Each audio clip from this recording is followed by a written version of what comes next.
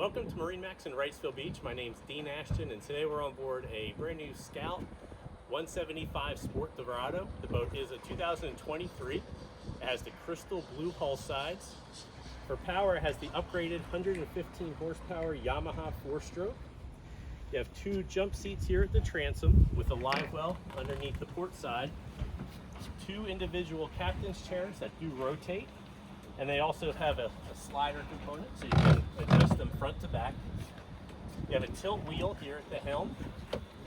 Boat is outfitted with trim tabs, and you do have the Linko LED indicator for those tabs. Lockable glove box on the port side. Bimini top that'll open up and give you a nice, good sun protection there. Two full-length loungers in front of each console, and you do have storage underneath each. Bow cushion up here at the bow of the boat, and you do have storage underneath this as well.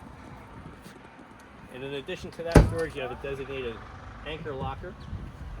Nice bow rail, gives you something to hold on to when you're sitting up in the bow of the boat. And that's a real quick look at our 2023 Scout 175 Sport Dorado. If you'd like to see this